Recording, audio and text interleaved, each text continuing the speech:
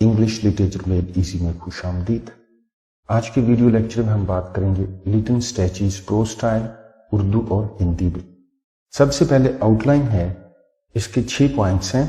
پہلے نمبر پر ہے اسلوب بیان ہے کیا، دوسرے نمبر پر ہے اسلوب سے متعلق اسٹریچی کے نظریات، تیسرے نمبر پر ہے اسٹریچی کے اسلوب بیان کی نمایاں خصوصیات، چوتھے نمبر پر ہے الفاظ کا چناؤ، جملہ سازی اور پیراگراف، پانچویں نمبر پر ہے مذہب سے متعلق اسٹریچی کا تصور، اور چھٹے نمبر پر ہے آخر میں حصے مزاح اور طنزیہ رویہ۔ اسلوب بیان ہے کیا؟ لیٹن اسٹریچی نے اسلوب بیان کو ڈیفائن تو نہیں کیا، لیکن ان کے بقول تاریخ اور سیرت دونوں فنون میں اسلوب بیان ناگزیر ہے۔ یعنی ہسٹری اور بائیوگرافی جو ہیں یہ دونوں ہی آرٹ ہیں، اور دونوں کے اندر اسلوب بیان یا سٹائل کا ہونا بہت ضروری ہے۔ اسٹریچی کا خیال تھا کہ اسلوب کو کسی بھی طرح سے ڈیفائن نہیں کیا جا سکتا اور نہ ہی اسے سمجھا جا سکتا ہے۔ یہ مسٹیریس ہوتا ہے، پر اسرار ہوتا ہے، چھپا ہوا ہوتا ہے۔ یہ ایک انیٹ گفٹ ہے، پیدائشی نعمت ہے۔ اس میں نکھار تو لایا جا سکتا ہے، لیکن اسے حاصل نہیں کیا جا سکتا۔ دی اسپیکٹیٹر انگلینڈ کا ایک اخبار تھا۔ اسٹریچی اس میں ہفتہ وار ریویو لکھتے تھے۔ اسلوب بیان کے حوالے سے اس اخبار کے اندر 1908 میں انہوں نے لکھا کہ خوبصورتی اور ذہانت کی طرح اسلوب بیان ان پر اسرار خوبیوں میں سے ایک خوبی ہے جسے فوراً سمجھا تو جا سکتا ہے، لیکن اسے بیان نہیں کیا جا سکتا۔ پر اسرار کا مطلب ہے مسٹیریس۔ لیٹن اسٹریچی بچپن ہی سے اسلوب بیان کی اہمیت سے واقف تھے۔ کیمبرج دور میں انہوں نے جو کہاوتیں لکھیں، یعنی ایفورزمز جو ہیں ان کی، یہ اسٹریچی کی دلچسپی کی عکاسی کرتی ہیں۔ مثال کے طور پر نثر اور شاعری کے مابین فرق کا ایک نقطہ یہ ہے کہ نثر پرفیکشن آف فارم کا تقاضا کرتی ہے اور شاعری اس کے بغیر ہو سکتی ہے۔ اسلوب بیان سے متعلق اسٹریچی کے نظریات۔ لیٹن اسٹریچی کے مطابق کوئی بھی اسلوب بیان کامل نہیں، کسی ایک اسلوب بیان کو دوسرے پر برتری حاصل نہیں۔ لیٹن اسٹریچی ہر اچھے اسلوب بیان کی تعریف کرتے تھے۔ انہیں کلاسیسزم کا نثری اسلوب پسند تھا۔ وہ صفائی، اختصار اور وضاحت کے قائل تھے۔ اسٹریچی الفاظ کا غیر ضروری استعمال نہیں کرتے تھے، اور اسی طرح سے کلاسیسزم میں بھی غیر ضروری الفاظ جو ہیں ان کا استعمال نہیں ہوتا تھا۔ لیٹن اسٹریچی کو گوتھک سٹائل بھی پسند تھا، اور گوتھک سٹائل جو ہے اس کے اندر کثرت، پیچیدگی، کثرت یعنی ابنڈنس، پیچیدگی کمپلیکسٹی اور پر اسراریت پر مبنی تھا، یعنی مسٹیریس ہونے پر۔ اسی بنا پر وہ روسی ناول نگار دوستویفسکی کے مداح تھے، کیونکہ ان کا سٹائل بھی گوتھک تھا۔ اس میں کثرت تھی، پیچیدگی تھی، اور وہ پر اسرار تھا۔ اسٹریچی کو معلوم تھا کہ فرانسس بیکن کے جملوں کا آپس میں گہرا تعلق ہے، وہ ایک دوسرے پر انحصار کرتے ہیں۔ ان کا ہر جملہ تخیل اور رنگ کا حسین امتزاج پیش کرتا ہے۔ اس لیے فرانسس بیکن کے جملوں کو الگ الگ پڑھ کر ان کے اسلوب بیان کے بارے میں فیصلہ نہیں کیا جا سکتا۔ اسٹریچی کا اپنا اسلوب بیان منفرد اور متاثر کن تھا، اور مختات کاملیت کی عکاسی کرتا ہے۔ 20ویں صدی کا نثری اسلوب خستہ حالی کا شکار تھا۔ ان کے اسلوب بیان نے، یعنی جو اسٹریچی کا اسلوب بیان ہے، اس نے 20ویں صدی کے نثری اسلوب پر حوصلہ افزا اثرات مرتب کیے، بہت حد تک اس کو متاثر کیا۔ اسٹریچی کے اسلوب بیان کی نمایاں خصوصیات۔ رنگ جو ہے یعنی کلر جو ہے لٹریچر میں اسلوب بیان کا ایک لازمی جز ہے۔ اس میں لہجہ، ٹون اور مزاج یعنی موڈ جو ہے سیٹ کرنے کی طاقت ہوتی ہے۔ اسے تحریر میں گہرے معنی پیدا کرنے کے لیے استعمال کیا جاتا ہے، یعنی کلر کی ہم بات کر رہے ہیں۔ اسٹریچی اپنے اسلوب بیان میں رنگ، مزاح، قوت سماعت یعنی اپیل ٹو دی ایئر اور تخیل کی دلکشی کے خواہشمند رہے۔ مزاح کو وہ خصوصی اہمیت دیتے تھے۔ رنگ کے ذریعے یعنی کلر جو ہے اسٹیچی مناسب وربل ساؤنڈز پیدا کرتے تھے۔ ویل چوزن امیجز ان کے اسلوب بیان کو چار چاند لگاتے ہیں۔ اسٹیچی کی تحریریں گواہ ہیں، شہادت دیتی ہیں کہ اسٹیچی جملے کے ڈھانچے میں توازن، منظم پیراگراف اور کتاب یا مضمون کی آؤٹ لائن کے قائل تھے کہ آؤٹ لائن ہونی چاہیے۔ وہ سختی کے ساتھ روایتی یعنی جو کنونشنل پنکچویشن استعمال کرتے تھے۔ اسٹیچی مکمل، کمپلیٹ، مؤثر اور دلچسپ کمیونیکیشن کے خواہاں رہے۔ اسٹیچی کہانیوں اور خاص طور پر تاریخی کہانیوں سے لطف اندوز ہوتے تھے۔ وہ بڑے مؤثر اور شاندار طریقے سے کہانیاں بتاتے تھے۔ ان کا اسلوب بیان ہمیشہ واضح، براہ راست، پرمعنی، پرجوش، بھرپور، منفرد اور دلچسپ ہوتا تھا۔ الفاظ کا چناؤ، جملہ سازی اور پیراگراف۔ اسٹیچی ایک فصیح مصنف تھے۔ وہ بڑے واضح تھے، کلیئر تھے۔ وہ مناسب، واضح، طاقتور اور دلچسپ الفاظ استعمال کرتے تھے۔ جس طرح ایک ڈوری میں موتی پروئے جاتے ہیں، اسٹیچی ایک ہی جملے میں وکٹورین ایڈجیکٹیوز کا ایسا انبار لگاتے ہیں اور پھر ایک ایسے لفظ کے ساتھ جملے کا اختتام کرتے ہیں جو حیرت انگیز طور پر جدید ہوتا ہے، مختصر ہوتا ہے، پرمعنی ہوتا ہے اور ان کے بلند حوصلے کی عکاسی کرتا ہے۔ اسٹیچی ایک ایسا مصنف ہے جو خطرات کے ساتھ کھیلتا ہے۔ ان کی تحریریں ایک ماہر شعبدہ باز وہ شخص ہوتا ہے جو کرتب دکھاتا ہے۔ ایک ماہر شعبدہ باز کی مانند ان کی تحریریں بڑی ہوشیاری کے ساتھ اپنے کرداروں کی زندگیوں میں خاصی دلچسپی ظاہر کرتی ہیں اور ان کے انسانی پہلوؤں پر روشنی ڈالتی ہیں، یعنی انسانی پہلوؤں کو نظر انداز نہیں کرتی ہیں۔ مصنف کا اسلوب بیان اس قدر طنز و مزاح کے ساتھ مزین ہے کہ قاری کو اپنی جانب کھینچ لیتا ہے۔ یوں قاری دلچسپی کے ساتھ ان کا مطالعہ کرتا ہے اور خوب لطف اندوز ہوتا ہے۔ جملہ سازی میں اسٹیچی استقامت کے ساتھ ساتھ یعنی کنسسٹنسی جو ہے اس کے ساتھ ساتھ فرق نمونے استعمال کرتے ہیں، یعنی different structures of sentences.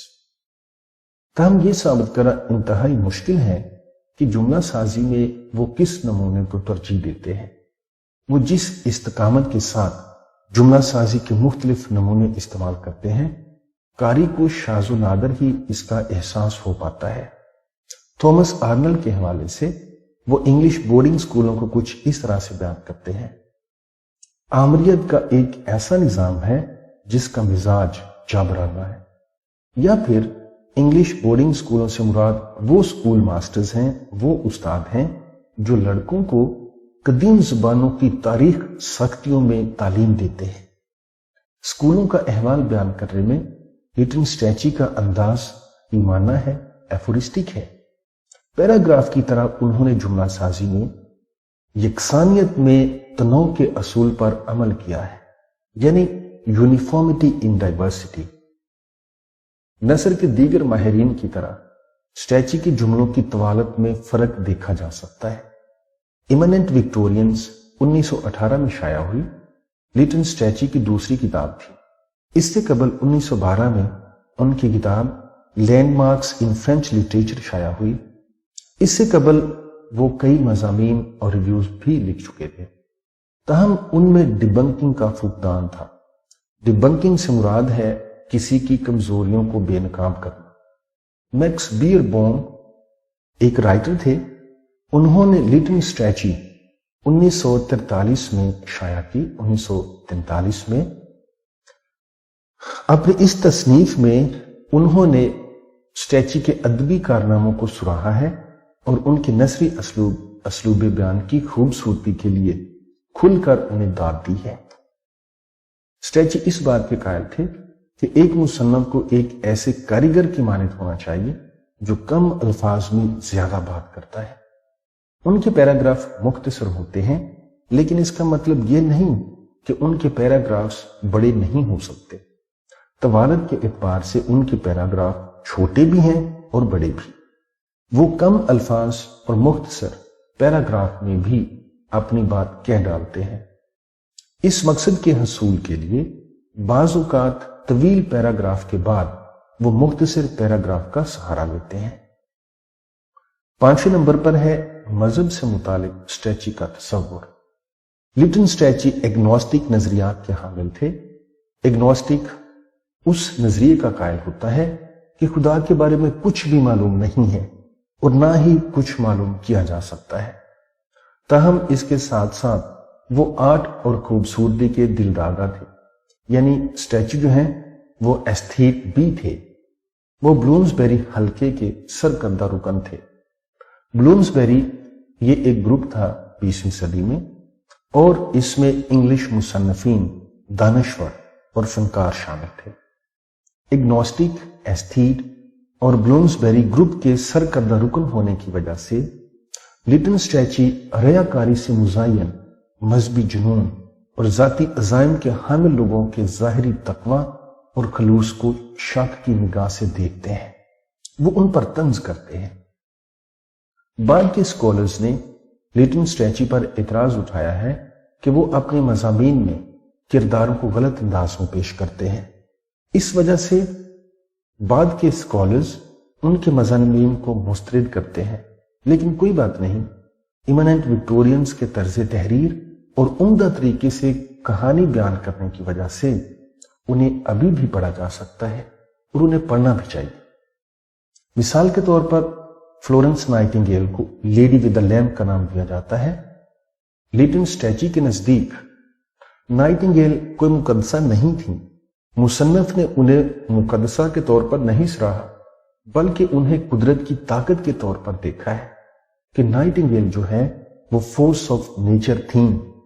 Hospitals की इस्लाह में नाइटिंगेल के कारह नुमाया बयान करने के बाद मुसन्नफ ने बताया है कि हस्पतालों में अफरा तफरी से नज़्म नस्क नाइटिंगेल नरमी, शाइस्तगी और खुद इनकारी की बिना पर नहीं लाई, बल्कि अपने सख्त रवैये, सख्त डिसिप्लिन, तवज्जो, सख्त मेहनत और मुसम्मम इरादे के जरिए लेकर आई थी। मंदरजा वाला तहरीर सालों तक नाइटिंगेल की मेज की जीनत रही। नाइटिंगेल से मुतालिक मुसन्नफ ने मंदरजा वाला जिस तहरीर का जिक्र किया है, इमिनेंट विक्टोरियंस के इब्तदाई सफ़ात में वो कार्डिनल मैनिंग से मुतालिक तवील और शानदार जुमले भी बना सकते थे। ताहम स्ट्रेची ने ऐसा नहीं किया। उनसे मुतालिक लिटन स्ट्रेची के जुमले हथौड़े की मानिद ज़रबे लगाते हैं। कई नस्लों तक चर्च ऑफ इंग्लैंड आरामदेह नींद के मजे लेता रहा। इख्तलाफ राय की बेहंगम बाज़गश्त, इनकलाब की बुलंदोबाला सदाएं बड़ी मुश्किल से चर्च ऑफ इंग्लैंड को जगा पर। बावकार रोब और दबदबा रखने वाले मजहबी पेशवाओं ने खुशी के साथ 39 आर्टिकल्स पर दस्तखत किए। और ये 39 आर्टिकल्स हैं क्या? The doctrinal statement of the church of England. इस तरह से जो मजहबी रहनुमा थे उस वक्त के बड़ी खामोशी के साथ पुरआसाइश जिंदगी गुजारते थे। विक्टोरियन दौर के इंग्लैंड में अपर क्लास घोड़ों पर सवार लोमड़ी का शिकार खेलने निकल जाते थे। अपने साथ शाम के लिए बोतलें भी साथ लेकर जाते और उनके मुलाजिम जो हैं शिकारी कुत्तों के साथ उनकी पैरवी करते थे, यानी उनके पीछे जाते थे। इस दौर के मजहबी रहनुमा भी अपर क्लास इंग्लैंड के यानी विक्टोरियन दौर के लोग जो हैं उनकी मानद किया करते थे। चर्च ऑफ इंग्लैंड उनके सरकर्दा रुकन होने का मतलब ये था, उन पेशों को अपनाना था जो फितरत यानी नेचर जो है और मुआशरा जो है उन्होंने अपर क्लास के लिए मुतय्यन किए हुए थे। तकवा, खिदमत खल्क का जोश और खुद इनकारी, ये सब अपनी अपनी जगह पर बहुत अच्छे हैं। ताहम चर्च ऑफ इंग्लैंड में इनका नामो निशान तक नहीं था। इस वजह से स्टैचू जो हैं उनको तंज का निशाना बनाते हैं। इससे मज़ा और तंज या रवैया। स्टैचू की तहरीर انواع و اقسام یعنی فرق فرق قسم کے طنز و مزاح کی غمازی کرتی ہے، ترجمانی کرتی ہے۔ وکٹورین دور میں جن رسوم و رواج، طور طریقوں اور عقائد کو مقدس سمجھا جاتا تھا، مصنف نے انہیں مذاق سے زیادہ کچھ نہیں بیان کیا کہ یہ سارا ایک مذاق نظر آتا ہے۔ اسٹریچی کے بقول انسانی حماقتوں یعنی بیوقوفیوں اور روزمرہ زندگی میں خلاف عقل اقدام پر اسٹریچی کے حصے مزاح خوب جوہر دکھاتی ہے۔ یعنی لوگ جب حماقتیں کرتے ہیں اور کامن سینس کے خلاف کوئی قدم اٹھاتے ہیں تو اسٹریچی ان کو بھی مزاح کا اور طنز کا نشانہ بناتے ہیں۔ ان کا مزاح یعنی اسٹریچی کا مزاح جو ہے زیادہ تر طنزیہ ہے، آئرونک ہے۔ ایمیننٹ وکٹورین سے قبل اسٹریچی کی تحریریں ہیومر آف انریورنس کی ترجمانی بھی کرتی ہیں۔ مثال کے طور پر ان کا ایک مضمون ہے وولٹائرز ٹریجڈیز۔ یہ مضمون 1905 میں شائع ہوا۔ اس میں وہ لکھتے ہیں، لیکن جب گورنر بولا تو فوراً دیکھنے میں آیا کہ اس کے ذہن میں ایک غیر معمولی تبدیلی آ چکی ہے۔ ابھی وہ مغرور نہیں تھا، وہ ظالم نہیں تھا، ابھی وہ معاف کرنے والا بھی نہیں تھا، ابھی وہ مہربان، حلیم اور شائستہ تھا۔ المختصر یہ کہ وہ توبہ کر چکا تھا۔ اب ذرا غور کریں، یہ ٹیکسٹ جو بلو میں دکھایا گیا ہے، مثبت چیزوں کے ساتھ ساتھ یہ جو ریڈ میں فریز دکھائی گئی ہے وہ معاف کرنے والا نہیں، تو تبدیلی کس قسم کی ہے؟ یعنی یہ طنز کی گئی ہے۔ ہم اس بلو ٹیکسٹ کو جاری رکھتے ہیں۔ وہ ٹیکسٹ جو ان کے مضمون کے اندر تھا، سب کو معاف کر دیا گیا اور سب نے کرسچینٹی کی سچائی کو تسلیم کر لیا، اور ان کا ایمان خاص طور پر اس وقت مضبوط ہوا جب ڈان گزمن، الزائر اور زمور پر آخری برکت مانگتے ہوئے ڈان الواریز کے بازو میں دم توڑ گئے۔ یہ ٹیکسٹ ہے جو ان کے ایک مضمون میں شائع ہوا تھا جس کا نام تھا وولٹائرز ٹریجڈیز۔ اس اقتباس سے راسخ العقیدہ ان کرسچنز کو ٹھیس پہنچتی ہے جو اصرار کرتے ہیں کہ اس سے مذہبی تبدیلی مضحکہ خیز دکھائی دیتی ہے۔ اس اقتباس میں اسٹریچی دراصل کرسچن تبدیلی کا مذاق نہیں اڑاتے، وہ دراصل وولٹائر کا مذاق اڑاتا ہے، کیونکہ وولٹائر نے اپنے ایک ڈرامے کا اختتام اس غیر ممکنہ صورتحال کے ساتھ کیا تھا، اور اس کی وجہ یہ تھی کہ 18ویں صدی کے فرانس میں لوگ اس قسم کا اختتامیہ پسند کرتے تھے۔ تو فرینڈز، اگر آپ کو یہ ویڈیو اچھی لگے اس کو لائک کریں، شیئر کریں، کمنٹ کریں اور براہ کرم میرے چینل کو سبسکرائب کریں۔ Thanks for watching.